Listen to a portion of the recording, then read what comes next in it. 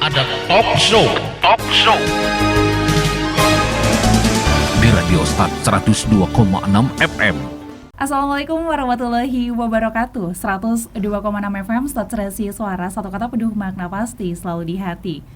Kembali mengudara dari Studio 3 Lantai 3 Gedung Start FM Panyabungan di Jalan AMD Lama, Kelurahan Kota Siantar, Panyabungan.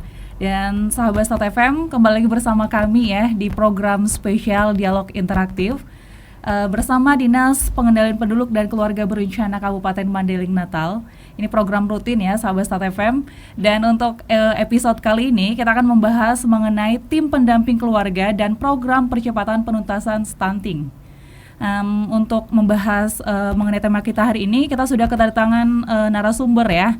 Di studio kita ini ada Bapak Syafitra dan Ibu Dian Sari Febriani Nasution ya, selaku penyuluh dari KB ya, Bapak ya Ibu ya.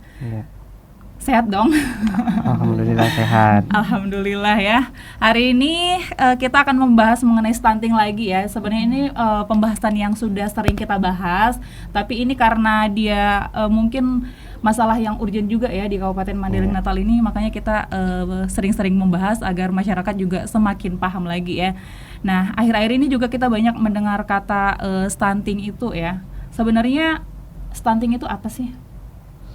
Stunting itu adalah sebuah kondisi gagal tumbuh anak di bawah 5 tahun kan akibat kekurangan gizi yang kronis. Jadi dia memiliki ciri tinggi badan tidak sesuai dibanding dengan usianya. Ya, jadi kata lainnya stunting ini adalah kondisi anak yang kurang gizi ya.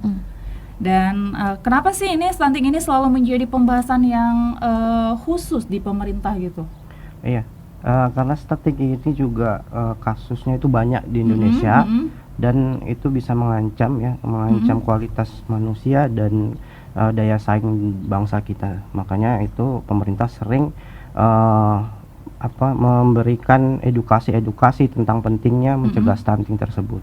Nah, kenapa nih dampaknya bisa berhubungan dengan kualitas manusia dan daya saing bangsa gitu? Stunting ini tidak hanya berkaitan dengan fisik.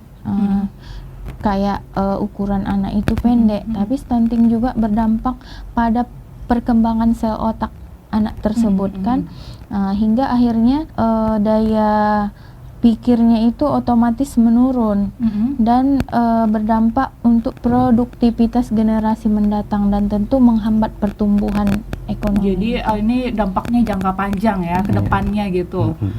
Nah, stunting ini bisa diobati nggak sih sebenarnya? Stunting ini sebenarnya bisa diobati kalau kita bisa deteksi secara dini. Jadi itu kalau bisa diusahakan itu deteksinya di bawah 6 bulan agar stunting ini bisa diperbaiki kondisinya. Tapi mengobatinya itu bukan dengan obat-obatan, melainkan dengan memperbaiki pola asuh dari keluarganya dan memberi nutrisi yang baik kepada anak yang mengidap stunting. Tapi dari semua pilihan atau upaya itu yang paling baik adalah mencegahnya. Mencegahnya ya. Iya.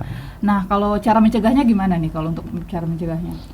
Jadi pencegahannya ini dapat dilakukan pada 1000 hari pertama kehidupan. Nah, jadi dia dari janin dalam kandungan hingga anak usia 2 tahun. Nah, disitulah kita nanti harus rajin menjaga kesehatan ibu hamil seperti cek kehamilan, kemudian makan vitamin selama kehamilan, dan bayinya juga diberikan nutrisi, asupan gizi yang baik, kemudian diarahkan untuk selalu cek ke posyandu, mengikuti posyandu gitu. Jadi gitu ya, kita harus kita harus tahu nih ya kondisi bayi kita seperti apa gitu ya. Dan kalau memang ciri-ciri tersebut sudah ini, langsung aja diperiksakan gitu ya kan. Nah, kalau tadi sempat disebutkan juga kasus stunting ini banyak terjadi di Indonesia. Kalau bisa disebutkan angka berapa nih banyak kasus stunting di Indonesia itu? Iya, jadi kasus stunting ini untuk terakhir datanya itu di tahun 2021, angka prevalensinya itu mencapai 24,4 di skala nasional. Jadi kalau dari 10 kelahiran itu paling tidak 2-3 anak itu terlahir dengan kondisi stunting. Sementara di Mandailing Natal sendiri angka terakhirnya itu di angka 47,7%. Wow, banyak Iya, banget banyak ya, banget. hampir setengah Hampir loh. setengah.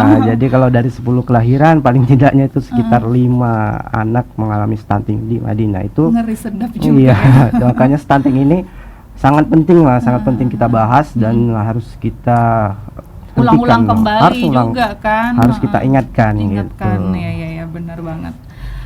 Lalu apa ini upaya pemerintah guna mengatasi masalah stunting ini? Salah satunya yaitu ada program yang dibuat pemerintah yang namanya Rencana Percepatan Penurunan Stunting ya. Yaitu pelaksanaan pendampingan keluarga yang beresiko stunting. Bukan berarti yang stunting, dia yang beresiko, stunting. Itu tertuang dalam Perpres nomor 72 tahun 2021 tentang penurunan stunting. Udah ada loh Perpresnya langsung Udah ya ada kan, perpres. karena ada landasan hukumnya. ada landasan hukumnya loh. Nah, seperti apa nih pelaksanaan pendampingan keluarga berisiko stunting yang dimaksud? Iya, kegiatannya itu berupa pendampingan seperti penyuluhan, surveillance, dan fasilitas pelayanan baik dia itu rujukan atau fasilitasi untuk penerima bantuan sosial. Dan sasarannya adalah keluarga yang berisiko stunting. Dan semua itu dilaksanakan oleh sebuah tim, namanya tim pendamping keluarga. Oh, ada timnya ya, tim Ada pendamping keluarga petugasnya. namanya. Baik sahabat Sat FM, sebelum kita bahas lebih lanjut yang mengenai tim pendamping keluarga ini, kita jeda sementara, tetap di 102,6 FM. Greatest music on the Paradise Island.